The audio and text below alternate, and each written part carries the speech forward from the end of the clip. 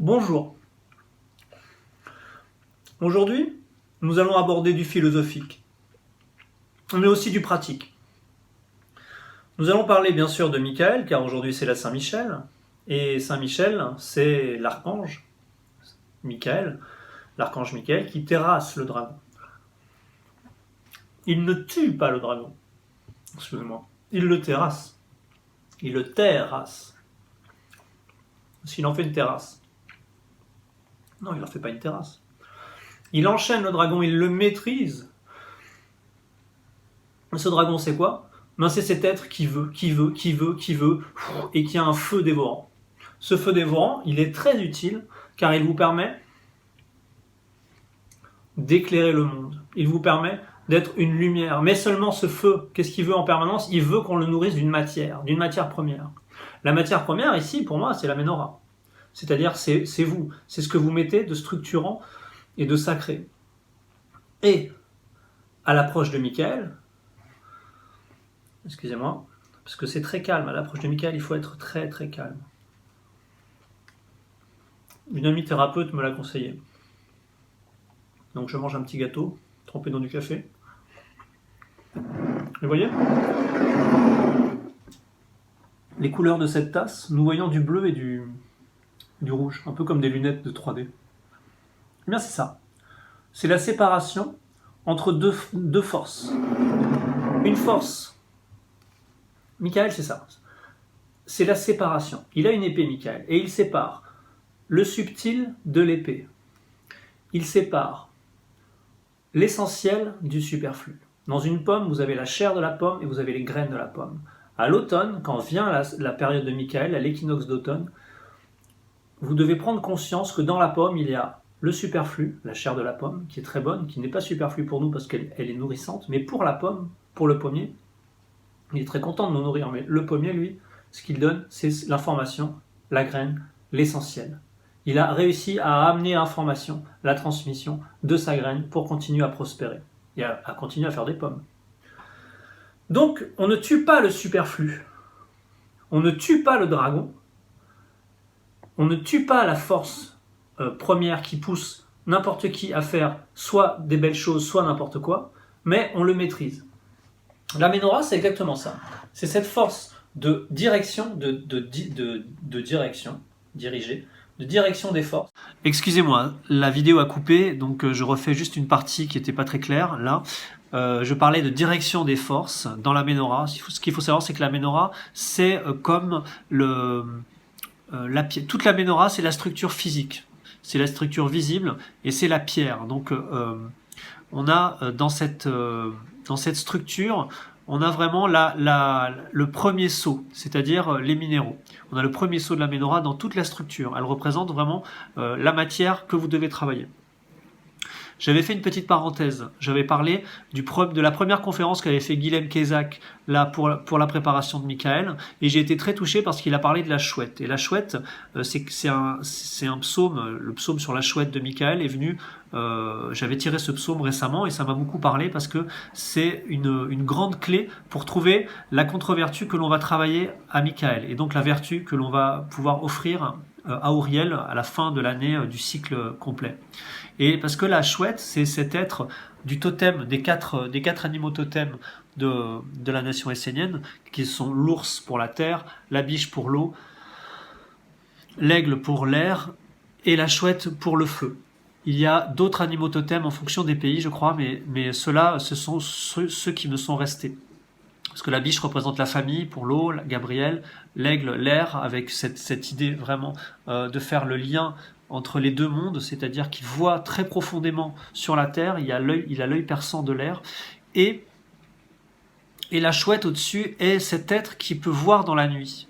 Et pourquoi il est lié à Michael? Parce que Michael, c'est le moment où la saison, où les jours vont raccourcir de plus en plus. C'est vraiment une des 4 parties dans l'année où en fait on se retrouve avec les jours qui déclinent de plus en plus jusqu'à Gabriel. À Gabriel, les jours remonteront. C'est ce qu'explique Guilhem Kezak le frère Guilhem dans sa conférence. Et il nous parle aussi des enfants. Il nous parle de l'équilibre. Pourquoi je vous parle de ça? Parce qu'avec la menorah, on a vraiment cette notion d'équilibre. Parce que la menorah, c'est un arbre. L'enfant, quand il est petit, il apprend à s'équilibrer en faisant du toboggan, en faisant de la balançoire, en grimpant aux arbres, etc. Et il y a cette notion que la tête, quand vous bougez, la tête, elle essaie de rester droite. Parce que l'équilibre, ça se passe dans l'oreille, vous savez.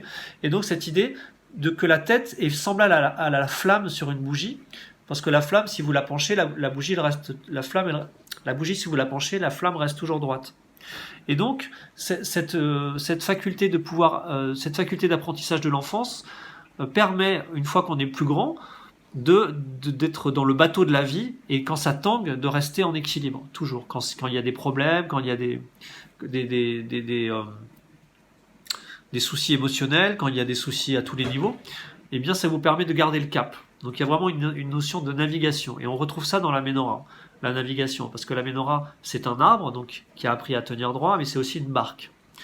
Et donc, cette menorah, quand elle est l'arbre, quand il monte par tous les niveaux, de la terre, en passant par l'eau dans son tronc et par les branches dans l'air, eh bien, en fait, ces trois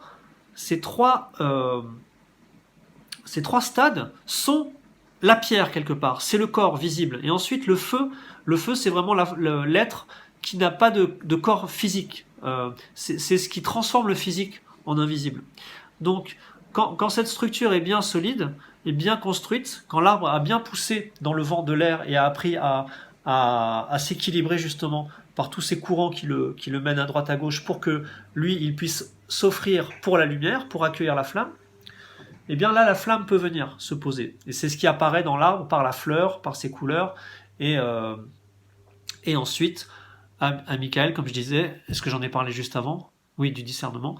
Ensuite, ça va pouvoir donner le feu à l'intérieur de la graine, l'invisible qui va rester et qui va pouvoir être transmis. Bon, j'ai parlé des animaux totems, j'ai parlé de ça. Et ah oui, une petite parenthèse. Moi, je me disais, mais je comprends pourquoi quand on plonge, quand on apprend à plonger, on a du mal. Parce que la tête, on doit changer d'équilibre.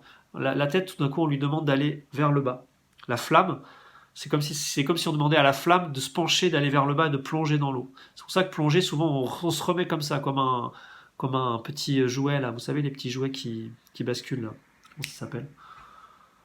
Les petits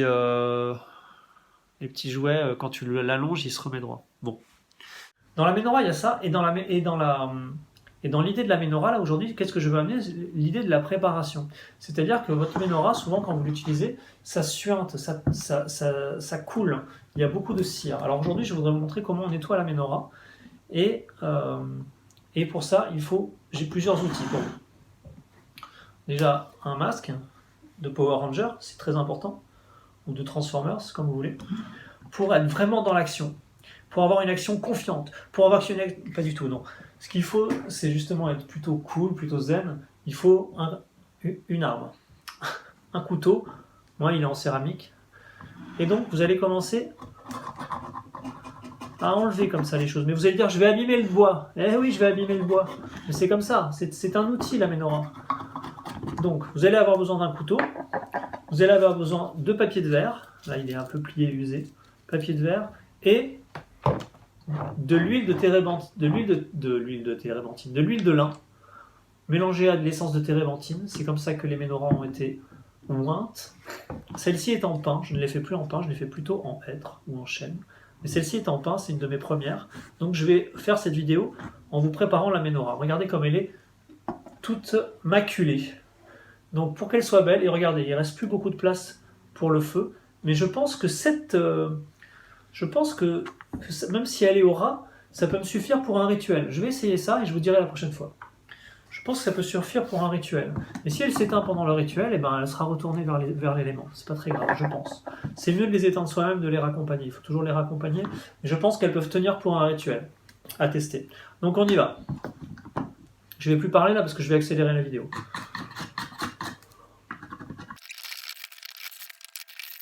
Donc, nous voilà rendus. J'ai pas fait le pied encore, mais voilà, ça n'a pas pris énormément de temps. Vous, ça vous a pas pris beaucoup de temps parce que déjà j'ai mis pause sur la vidéo. Et moi, ça m'a pas pris énormément de temps. J'étais bien.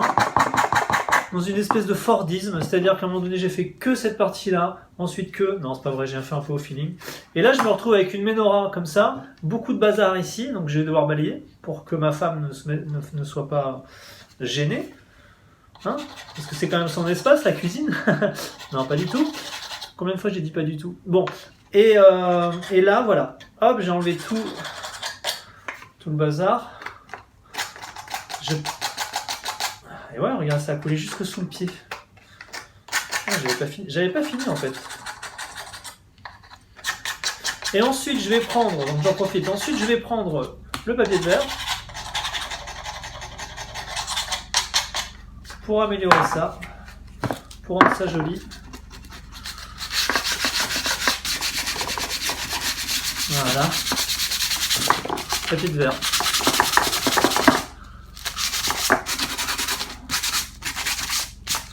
Donc Michael, c'est vraiment la préparation, le calme, le bilan. On laisse tomber les anciennes croyances. Par exemple, l'ancienne croyance qu'il fallait pas nettoyer la menorah, que c'était moins important que le reste. C'est très important. Vous la préparez, vous préparez tout votre espace de cette façon. Voilà. Et maintenant, essence de térébenthine pour enjoliver votre menorah qui a quand même été un petit peu abîmée par le papier de verre au niveau de sa couleur. Donc regardez la couleur. Je repasse un petit coup d'essence de térébenthine et d'huile de lin et je retrouve une couleur homogène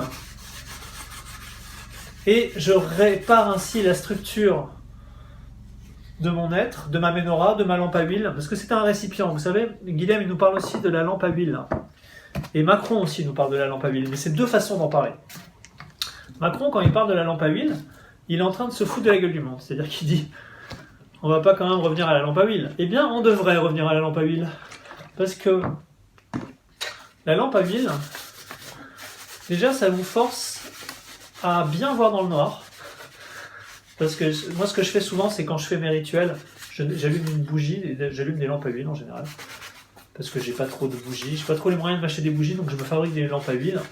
Et pour éclairer la Bible, qui est écrite en petit, eh bien c'est délicat de lire. Donc il faut vraiment avoir l'œil perçant. Donc la lampe à huile nous apprend à avoir l'œil perçant. Mais dis donc, c'est une critique de la lampe à huile que tu es en train de nous faire? Pas du tout. J'adore ça. Et la menorah est une lampe à huile, un récipient. Quand vous allumez la menorah, là, à mon avis, la Bible, vous la lisez bien, parce que cette flamme allumée, cette bougie, mais elle n'est pas là pour nous éclairer la Bible, la menorah. Normalement, la menorah, elle est derrière, elle est dans le culte de la lumière, elle est sur le drapeau, elle est cachée. La menorah, c'est vraiment, chez les Juifs, c'est dans le Saint des Saints, dans le temple caché. Il y a très peu d'êtres qui peuvent voir la menorah. La menorah, elle éclaire de l'intérieur vers l'extérieur. Mais elle l'éclaire à travers des fenêtres. Au lieu que, c'est ça l'idée, c'est la menorah, elle éclaire de l'intérieur vers l'extérieur. Parce que c'est votre lumière, c'est votre beauté, c'est votre force, c'est votre amour qui éclaire. Donc, tout ce que vous allez mettre en nettoyage, en préparation, en structure envers la menorah, c'est exactement ce que vous avez... C'est exactement la même chose que préparer Michael, préparer la nouvelle année avec Michael. Donc voilà. Excusez-moi si je m'exprime pas très bien. Donc voilà, avec, qu'est-ce que je vous dis? Avec un chiffon. Je l'ai pas fait pour le pied. Et donc, voilà. Voilà. Merci pour votre écoute. Moi, je vous dis à très bientôt pour une prochaine vidéo. Joyeux fête de Michael. Joyeux Halloween. N'oubliez pas d'aller ramasser des châtaignes, car la châtaigne a été un petit peu laissée pour compte quand les patates sont arrivées, et Dieu sait que les patates, c'est bon, c'est pratique, mais ça peut être un peu lourd. Mangez des châtaignes, vous allez voir, on va essayer des recettes, j'aimerais bien qu'on essaye une ou deux recettes, et on va filmer ça.